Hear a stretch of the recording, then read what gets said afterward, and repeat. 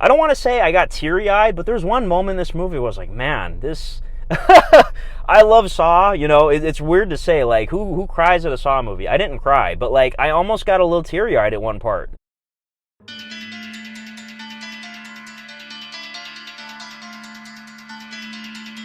The only thing I have not provided is your anesthetic.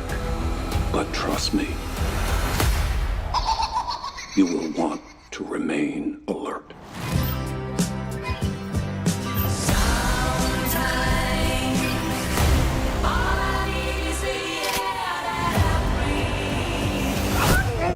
Hello everyone, welcome to another movie review. I just got done seeing Saw X, or Saw 10, however you want to call it. If you guys watch my channel, you know I am a massive Saw fan. This is one of my favorite horror franchises. I'm not going to go too long about my fandom about Saw. I want to review Saw 10 right now. If you really want to know like my in-depth thoughts on the entire series and my history with it, go watch this old video I made before Jigsaw had come out, actually, back in 2017, I think? 2016? When did Jigsaw? I think Jigsaw came out in 2017, actually. I did a video where I ranked all the Saw movies, the original 7 movies. So go watch that video in particular. My ranking's pretty much the same ever since then. Obviously, there's been a couple movies. But if you watch that video, I talk in depth about each movie and my whole fandom with Saw. Like, I'm a massive diehard fan. I've been watching these movies since, I want to say the 5th or 6th grade, actually, which is, like 17 years at this point. So 17, almost 18 years. So very long time. And then also, of course, I reviewed Jigsaw and I reviewed Spiral. So you can watch those videos as well. But Saw 10. So, finally, this is the return to form I always hoped for, because Jigsaw and Spiral, I still like both movies. As the years have gone on, I've discovered that a lot of people, for the most part, hate both of those movies and consider them the worst in the series. I personally still think Saw 3D is the worst one, but I don't completely hate that movie. Like, there's some redeemable stuff, in Saw 3D, very little. So every movie in this franchise, I don't hate a single one. I actually can tolerate all of these movies. And Saw X, of course, I'm going to keep calling it Saw X, even though it's Roman numeral 10, like all the other movies had.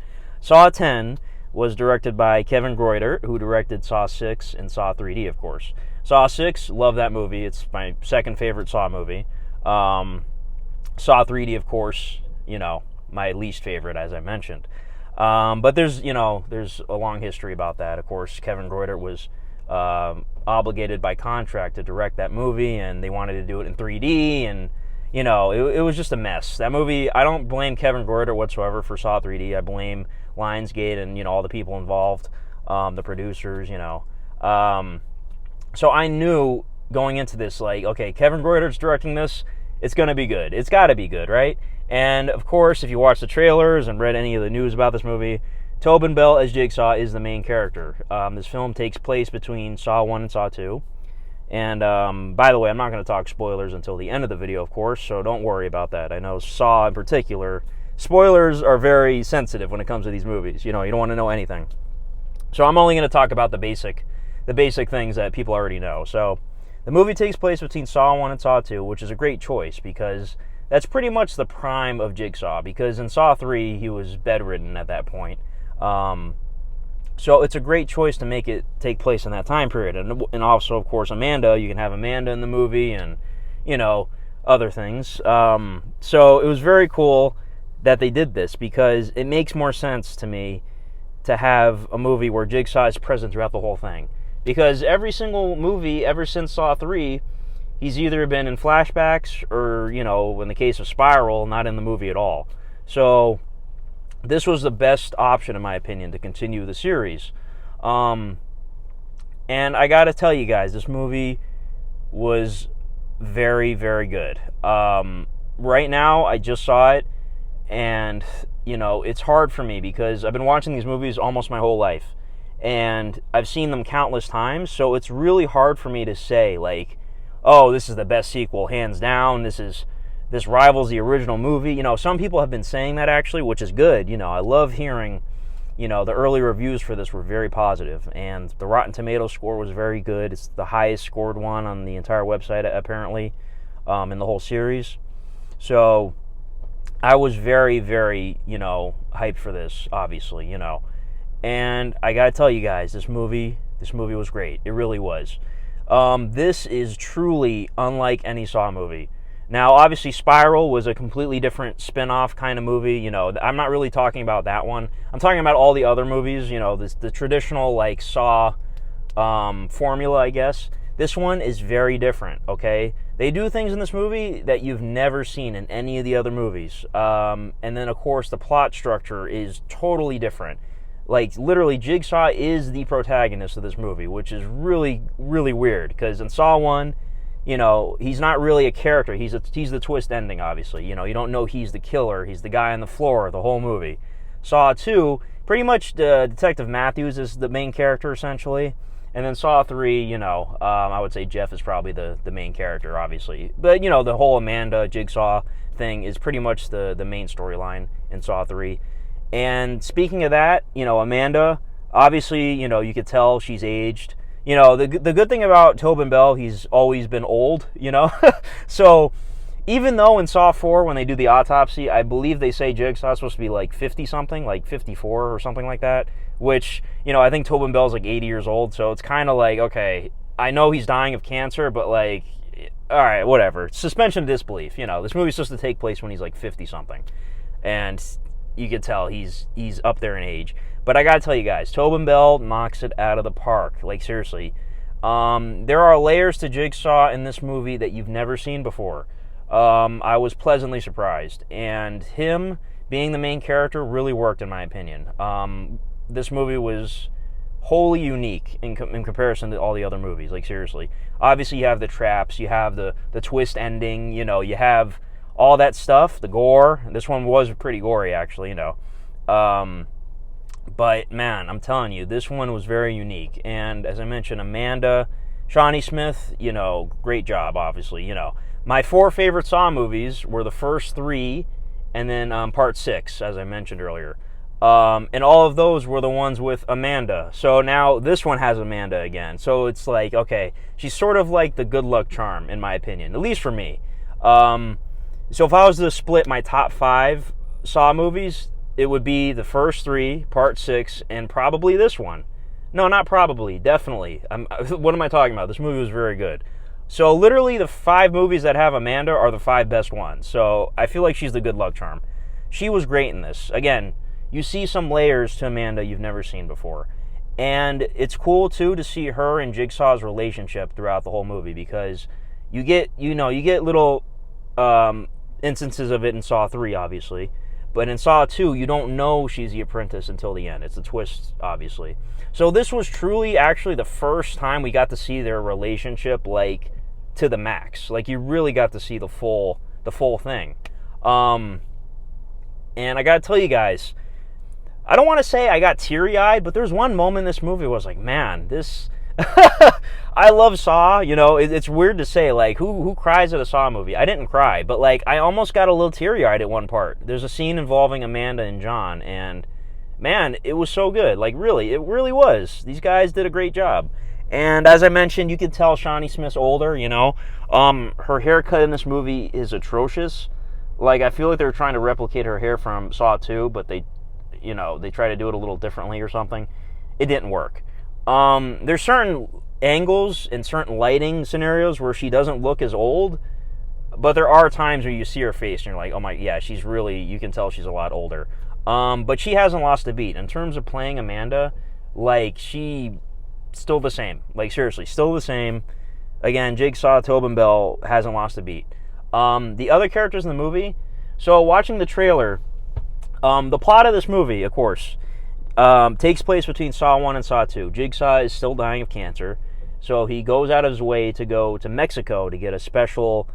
it's technically, I guess you could call it off the grid. It's off the grid. It's not an official, it's not an official procedure that you can get somewhere. Like, this is totally like, like a deep web kind of deal. You know what I mean? Or dark web, whatever. So I was watching the trailer thinking, okay, how can doctors get away with faking, Jigsaw having his cancer removed or whatever, cancer treated, cured, I should say. And the movie, it actually, this is not a spoiler, like I mentioned. The movie does a great job in just illustrating how they got away with it. These people are scammers. It's a totally off-the-grid thing, and they were able to actually trick Jigsaw into thinking he actually did get a cancer treatment. And it actually was convincing. I feel like this could happen, actually, in real life. It's kind of sad to say, but, it's true. And all the characters, the traps and whatnot, I really liked all the traps. They were unique. The standout one for me was the one on the poster, the eyeball one. And I don't want to say too much about it. Again, spoilers, I'll talk about that later. But that one was probably my favorite. I didn't really dislike any of the traps. The twist ending I thought was good. I didn't think it was, of course with all the Saw movies you have to take it with a grain of salt. Like, okay, this twist ending's a little contrived, like everything played out a little too, But it works because there's things, like I said, in the movie that you've never seen happen, and it contributes to the twist ending in a way that makes it work. And again, I'll talk about that in the spoiler section. The gore was very good. There's plenty of gore in this. I don't want to say it's the goriest movie or anything like that.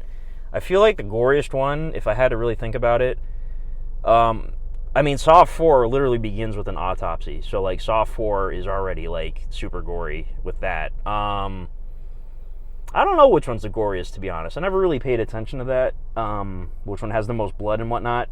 But, like I said, I liked all the traps. And the characters, again, they're, the characters are in a trap for a reason. They're despicable. And the main doctor in charge of the fake procedure, Cecilia, her character was probably my favorite. Obviously, she's, terrible person. But the actress did a great job. Like, I really liked her character the best. And all the actors were good, I thought. All the actors did a great job. And the Mexico setting was good. They used that yellow filter like every movie does, Breaking Bad. Anytime there's a Mexican scene somewhere in an American project, there's a yellow filter.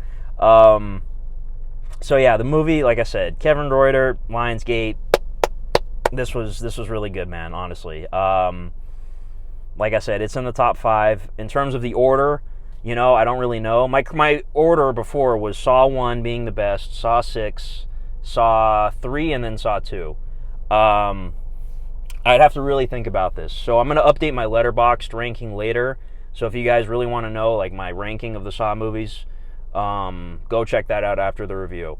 I did rewatch all the movies, beforehand watching this movie. So I might actually reorder the ranking a little bit with the older movies too.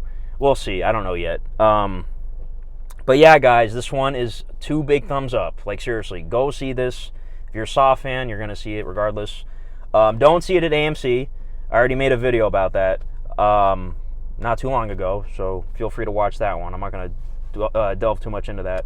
But I'm glad I saw this at Cinemark because they're selling great merchandise like this. Look, eyeballs light up. Look at that. That's awesome. So this is a popcorn bucket of Billy the Puppet. I didn't actually get any popcorn. I just wanted to buy this.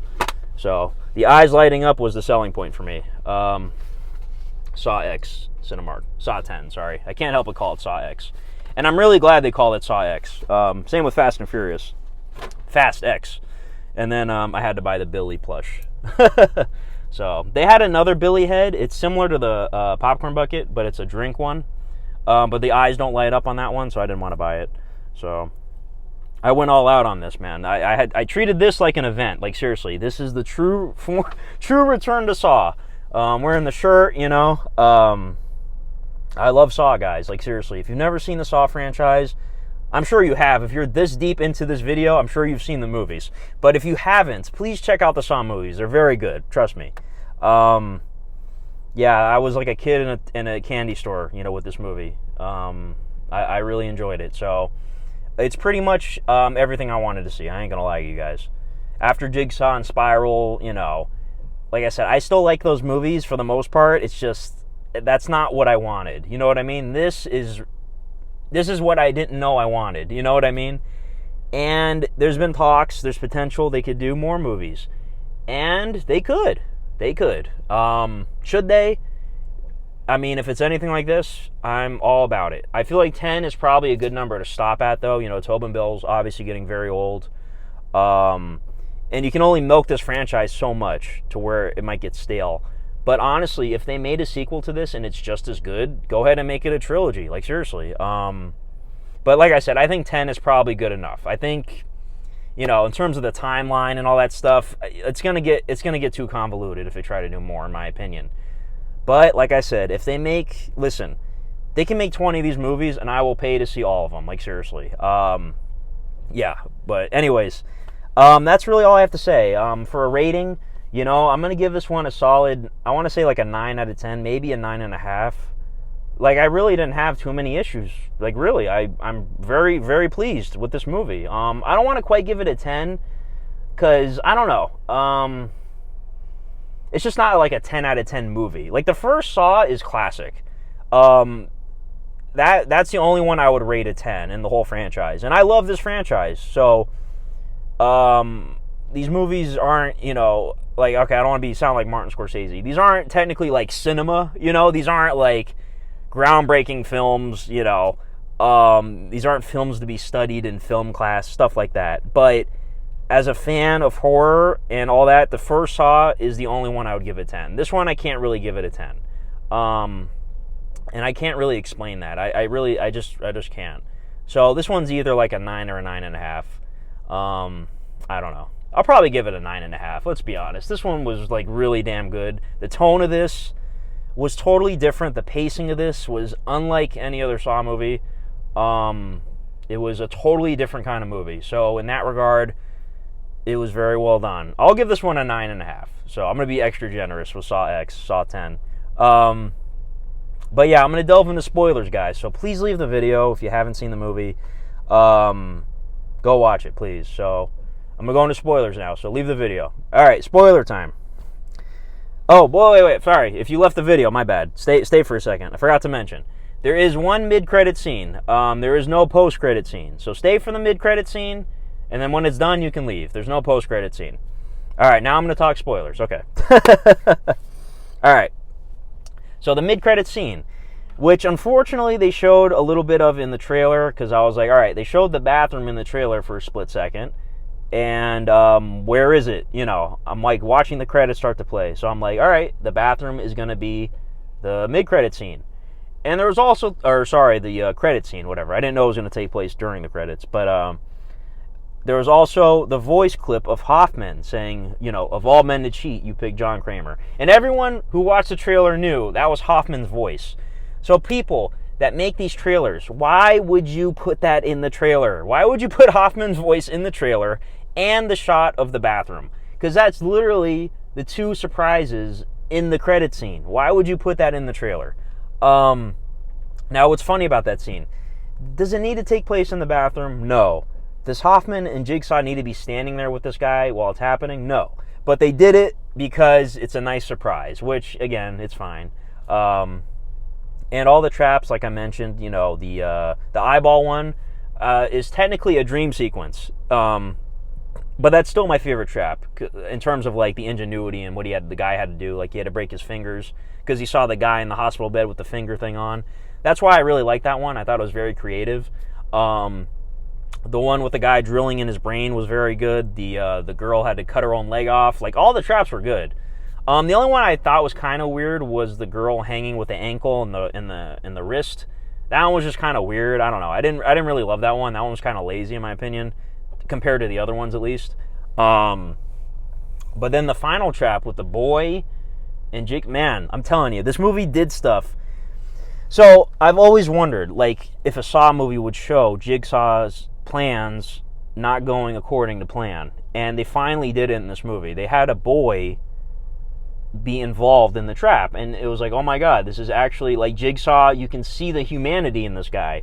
And also, they put Jigsaw in a fucking trap, which was crazy. Like, seriously, what? And don't get me wrong, it was very weird to see a little boy get waterboarded, you know? But the movie was, it's brutal. There's never been kids involved in these movies. I mean, Jeff's daughter, but she was just locked in a room. That was no big deal. But seeing a kid involved in a trap was like, oh my God, they're really taking this to a dark place. And I commend the movie for that, because it really showed Jigsaw's humanity. It showed Amanda's humanity, which these movies, they've done before, but not to this level. So in that regard, I praise the movie, like I said. And it was cool to see, of course, Jigsaw knew, Cecilia and the guy were together, and, my first thought was the guy, oh, don't tell me this guy's going to be another Jigsaw apprentice, because they have him sitting in the chair, they're showing him the traps, he's like, oh my God, is this guy going to be another apprentice that's in Mexico? He's going to be the next Jigsaw, but it's in Mexico. That was my theory at first. I'm glad they didn't go that route, because that would have been like too ridiculous. We already have too many loose ends. Like, we still have Dr. Gordon out there. We still have Logan from Jigsaw. He's out there. We still have the guy from Spiral. Like, there's still loose ends. So we don't need another apprentice, okay? And speaking of apprentice, of course, it was great to see Hoffman, for the brief, few seconds. We still don't know if he's alive or dead. I wasn't sure if they were going to timeline jump in this and show you what happened to Hoffman. So, that's fine with me. In my head, I don't want the question to be answered ever, actually. I feel like that's a nice way to end the main story, with Hoffman locked in the bathroom and not knowing if he survived or not. I feel like that's a good way to leave it. But if they make another one, I'm sure they're going to answer that question probably. Because I feel like that's what the credit scene was for, to say, hey, Hoffman's back now, so maybe he's going to be in the next one. So, I don't know. Other spoilers, there wasn't any other references to other movies, I don't think. Obviously, you had the drawing from The Rack from Saw 3, which was really nice to see. That's one of my favorite traps, personally. And, honestly, I don't think there was any other references that, I might have missed something. That was really it, probably. So, I'm very pleased. Like, seriously, I'm super pleased as a fan. Go see this movie. I'm sure you have if you're watching the spoiler section. But, let me know in the comments what your favorite trap was, what your favorite Saw movie is, how you rank the movies, whatever. That's really about it. So, thank you guys for watching. This video's probably too long. Was it 22 minutes? Thank you guys for watching, and have a good one. Bye-bye.